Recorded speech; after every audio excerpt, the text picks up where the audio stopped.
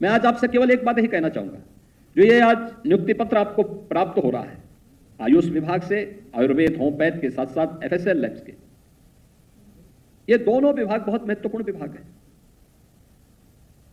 आयुष, जिसमें आयुर्वेद है, योग है, नेचुरोपैथी है, यूनानी है, सिद्धा है, इन सभी को मिलाकर के प्रधानमंत्री मोदी जी के आने के बाद देश के अंदर उन्होंने एक नया मंत्रालय ही इसके लिए गठित किया।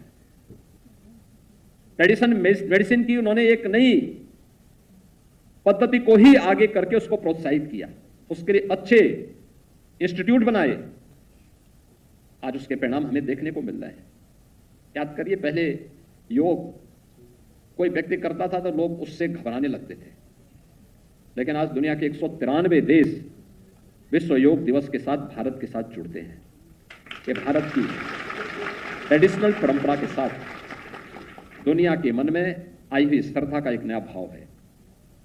हम जब स्वयं अपने कार्यों के प्रति और अपनी उपलब्धियों और अपनी विरासत पर गौरव की अनुभूति नहीं करते, जब हम स्वयं अपनी विरासत को कोसेंगे तो दुनिया हमारे पीछे क्यों जाएगी?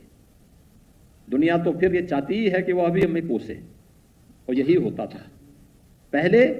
भारत की विरासत को कोसना कुछ लोगों के लिए एक गौरव की बात हुआ करती थी, लेकिन आज भारत की विरासत को जैसे ही मान्यता प्राप्त हुई, जैसे ही मोदी जी ने उसको आगे बढ़ाने का कार्य किया, योग की विधा के साथ दुनिया जुड़ रही है और महाकुंभ के आयोजन के साथ दुनिया जुड़ने के लिए आतुर दिखाई दे रही थी। यानी दुनिया का कोई ऐसा क्षेत्र, कोई ऐसा देश नहीं रहा होगा जिसने महाकुंभ में आने के लिए रुचि न दिखाई हो। 45 दिनों के इस आयोजन के दौरान हम देख रहे थे कि दुनिया के अंदर एक ही न्यूज थी और वह प्राइम न्यूज थी महाकुंभ। महाकुंभ प्रयागराज में, महाकुंभ तो यूपी के एक छोटे से शहर प्रयागराज में हो रही थी, लेकिन दुनिया के अंदर सबसे ज्यादा अगर किसी ने एक आयोजन के बारे में जानकारी लेने का प्रयास किया तो वह सनातन धर्म से जुड़े हुए इस सबसे बड़े आध्यात्मिक और सांस्कृतिक आयोजन को।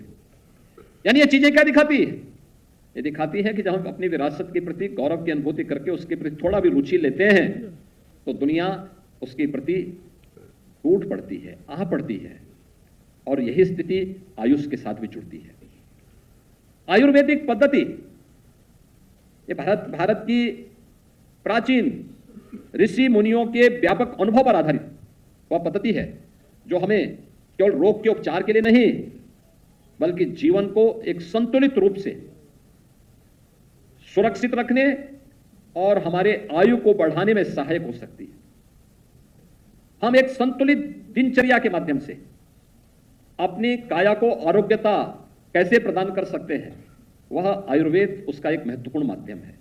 आयुष पद्धति उसके एक महत्वपूर्ण माध्यम बन सकती है और हम उसका पालन करें। इसके लिए सामान्य रूप से सरकार ने अलग अलग जनपदों में अनेक कार्यक्रम प्रारंभ किए हैं।